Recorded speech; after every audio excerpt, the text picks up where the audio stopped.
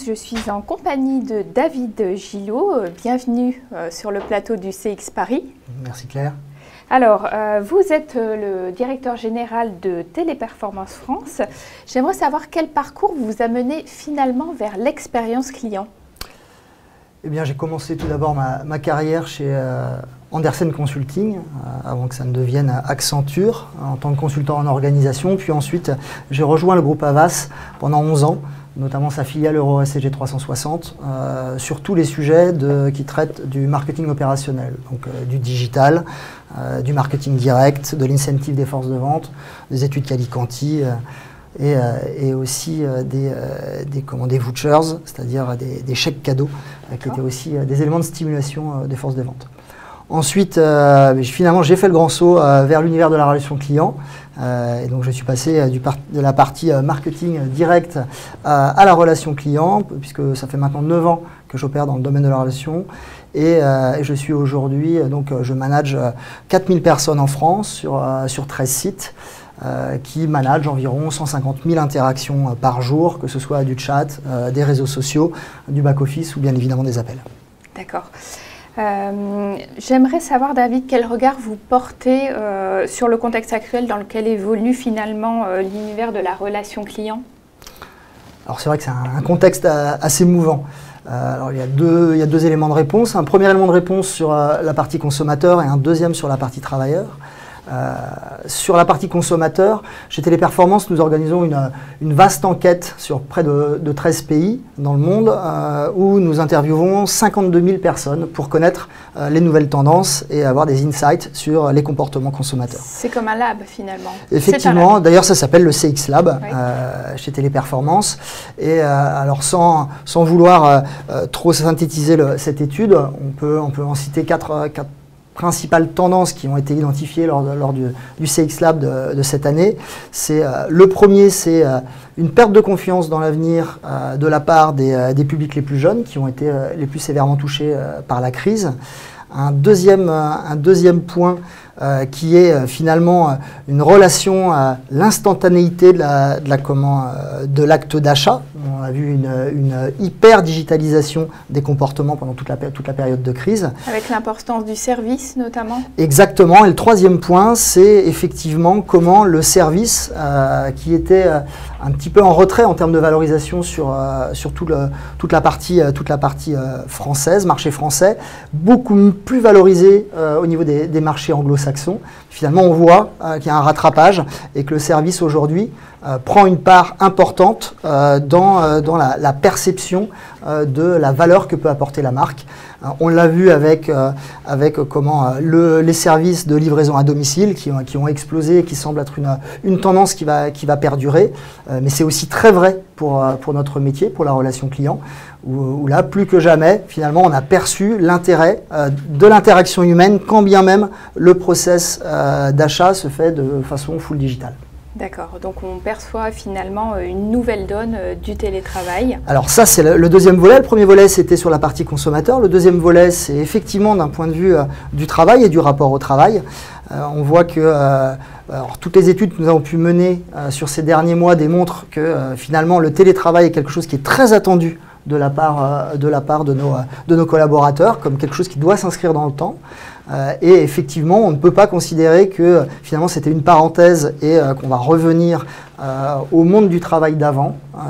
Et ça, c'est une vraie conviction chez Téléperformance. Pour nous, le télétravail, c'est vraiment une nouvelle donne pour les collaborateurs, alors que dans le domaine du service, hein, pas seulement pour Téléperformance, qui va s'inscrire comme une tendance de fond. D'accord. Et d'ailleurs, vous posez beaucoup de questions, j'ai vu, à vos clients. Et en fait, vous souhaitez d'ailleurs poser une question aux auditeurs. Quelle place pensez-vous que le télétravail aura dans votre dispositif de votre service client? Donc, je vous invite à répondre tout de suite. Vous avez 3 réponses possibles: systématique, partielle ou aucun. Voilà. Donc, on vous invite à répondre à ce sondage et puis on verra les résultats dans quelques instants, David. Mais j'ai une autre question sur la perception actuelle des entreprises sur la pratique du télétravail. Quelle est justement cette perception, David ? Alors là aussi, c'est un sujet très mouvant. Le télétravail, c'est un mode d'organisation qui a été testé depuis maintenant une dizaine d'années par différentes entreprises. On a vu tout de même une vraie difficulté, alors des difficultés techniques, des difficultés organisationnelles et puis surtout des freins psychologiques qui ont fait que le télétravail ne s'est pas imposé véritablement comme un mode d'organisation pérenne. Pour autant, la période que nous venons de traverser a un peu changé les mentalités et a démontré que derrière le télétravail et tous les freins psychologiques qu'on peut avoir, il y a une réalité qui est finalement une réalité où on n'a pas de perte de qualité, on n'a pas de perte de productivité, on a effectivement des thématiques de sécurité qu'il faut adresser, des thématiques de process qu'il faut adresser, et qu'aujourd'hui, on dispose en France d'une infrastructure technique qui permet véritablement de télétravailler sans craindre finalement de coupure ou de rupture de charge. Donc finalement, c'est une industrie qui est aussi drivée sur les KPI. Oui, alors le métier de la relation client est naturellement un métier qui est effectivement très organisé autour de KPI. On mesure beaucoup de choses dans la relation client, on mesure la satisfaction client, on mesure les taux de réappel, on mesure les durées moyennes de traitement ou de résolution des sujets. Et c'est vrai que finalement, la volonté de maîtrise, elle s'accompagne souvent d'une volonté d'avoir sous les yeux les personnes qui réalisent la prestation. Et quand je parlais de frein psychologique, je parlais exactement de ce sujet. C'est important aussi qu'on prenne tous conscience. Et ça, c'est un élément de discussion que nous avons avec près de 100 clients qui font partie de nos clients avec lesquels on a décidé d'avancer sur ce sujet. Et effectivement, il faut qu'on lève petit à petit un certain nombre de freins psychologiques. On a vu qu'il y avait une nouvelle organisation qui était préconisée par le gouvernement ces derniers jours, avec notamment une organisation d'un travail un peu hybride, mix télétravail, mix travail sur site. Je pense qu'effectivement, il va falloir qu'on arrive à rassurer un peu tout le monde, un peu tout l'écosystème, pour dire que malgré le fait que ce soit une industrie très drivée KPI, finalement, on est en capacité de délivrer, on l'a démontré sur la dernière année, en capacité de délivrer une prestation de qualité avec une véritable satisfaction client, en ayant pour autant des personnes qui travaillent de chez eux. D'accord. Alors, j'ai reçu les résultats justement du sondage, 20% systématique et 80% partiel. Qu'est-ce que ça vous inspire? C'est un peu étonnant, puisque nous, de ce qu'on avait identifié comme attente, on était plutôt sur un tiers. C'était un tiers 100% télétravail, un tiers en mode hybride, une journée par semaine, 2 journées par semaine, ou une semaine par mois, et toujours un tiers des personnes qui souhaitaient réellement revenir sur site. Donc finalement, je vois que ça mute. Effectivement, ça mute, ça évolue, ça va encore évoluer. Ce qui est très clair, c'est que on voit que il y a quand même un attachement finalement au socle social d'entreprise, parce que quand on voit 80% des personnes souhaitent tout de même avoir un équilibre entre travailler de chez soi, qui est certes plus confort en temps de déplacement et en organisation vie pro, vie perso, mais pour autant ne pas lâcher la relation sociale qui est importante dans une entreprise, qui fait aussi son moteur.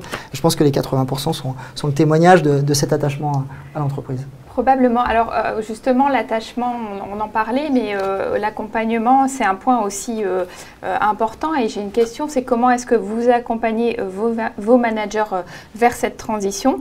Et je propose aussi au public d'y répondre. Donc on vous pose la question et on verra les résultats s'afficher juste après. Mais comment vous jugez en tant que manager cette transition vers le travail? On vous propose plusieurs réponses. Ça ne change pas mes habitudes, c'est plutôt simple, plutôt complexe ou très complexe. Donc répondez et puis David va nous donner son avis. Alors, je veux pas influer sur l'enquête, mais personnellement, je trouve ça assez complexe. Pour une raison assez simple, c'est que ça perturbe énormément nos process, énormément nos outils, énormément nos rituels, et notamment nos rituels managériaux. Donc c'est la raison pour laquelle, depuis maintenant 1 an, on a un process assez itératif, très porté dans l'amélioration continue, qui nous a permis de refondre l'ensemble de nos process, l'ensemble de nos modes organisationnels, avec finalement une adaptation de nos outils, dans ce qu'on appelle Tipeee Cloud Campus, qui est notre offre de télétravail et qui est effectivement assez différente en termes organisationnels avec ce qui est notre offre sur, on va dire, des opérations sur site. Donc ça c'est vraiment extrêmement important de voir que finalement c'est une autre façon de travailler. Ça nous demande d'accompagner nos managers avec notamment des formations qui ont été mises en place, et puis aussi avec la nécessité d'adapter notre mode de communication managériale, puisqu'effectivement manager des personnes à distance, piloter des personnes à distance, animer et motiver des personnes à distance, c'est totalement différent de ce qu'on peut faire quand nous sommes en face à face et que nous travaillons sur le même espace, qu'on a la possibilité de se croiser au café et finalement d'échanger un peu d'informel. C'est plus possible en télétravail, donc ça nécessite véritablement qu'on adapte nos canaux managériaux. À titre d'exemple, ne serait-ce que le rapport au manager est forcément plus distancié. Moi, j'ai mis en place toutes les semaines à 14 h une réunion virtuelle où l'ensemble des collaborateurs peuvent s'inscrire et venir finalement me poser toutes les questions qu'ils pourraient me poser s'ils me croisaient à la machine à café. Ouais. Et ça, c'est quelque chose qui est important de maintenir. On en parlait tout à l'heure avec les 80% de personnes qui souhaitent travailler en mode hybride. Mais finalement, ce rapport à l'autre, on doit le maintenir, on est obligé de l'adapter. Donc on a mis en place effectivement ces meetings qu'on appelle autour d'un café. Alors c'est un café virtuel certes, mais autour d'un café. Et puis aussi, on a mis en place une radio téléperformance qui est un mix d'informations et aussi de moments un peu plus légers. On a mis en place des challenges intersites via une application qui s'appelle Squadizy, qui permet de mobiliser tout le monde autour d'un collectif, que ce soit un collectif de sites ou des équipes qui sont auto-constituées, dans des challenges autour de quiz, autour de challenges sur le nombre de pas à faire, de footing ou de vélo. Et ça permet de garder cette consistance de socle social et cette appartenance qui est plus difficile d'adresser autrement. D'accord. Alors, j'ai pas reçu pour l'instant les résultats du sondage, mais on aura l'occasion de les commenter juste après. J'aimerais savoir, selon vous, le télétravail va-t-il avoir un impact sociétal? Parce qu'on en a parlé beaucoup, hein, on a beaucoup d'avis. Moi, j'aimerais avoir le vôtre, justement. Alors, j'en ai un tout petit peu parlé. Je pense qu'il y a plusieurs impacts. Le premier impact, c'est le rapport au groupe, le rapport au collectif au sein d'une entreprise. Ça va forcément amener des évolutions de fonctionnement, des évolutions de rapport aux collègues de travail, de rapport à ce collectif qu'est l'entreprise. Il y a une deuxième évolution qui peut être aussi extrêmement intéressante, c'est cette rupture qu'on a entre la localisation du lieu de réalisation de la prestation par le salarié, finalement de la localisation de l'entreprise qui l'emploie. Et cette rupture, ça peut aussi être un vrai levier de valeur pour les entreprises. Et en tout cas, chez Téléperformance, on est très conscient que ça peut être une opportunité parce que ça peut nous permettre aussi d'aller chercher des talents en dehors d'une zone géographique très contrainte par l'implantation de nos sites. Et donc cette rupture de lieu permettra d'aller chercher des talents qu'on n'aurait pas eu l'occasion de sourcer, qui peuvent être à 300, 400, 500 km et qui vont, par justement ce mode de fonctionnement très particulier autour du Tipeee Cloud Campus, permettre de mettre à disposition de nos clients des talents avec un niveau d'engagement et un niveau de formation supérieur à ce qu'on pourrait sans doute faire en moyenne en restant contingenté à 50, 60 km de nos sites.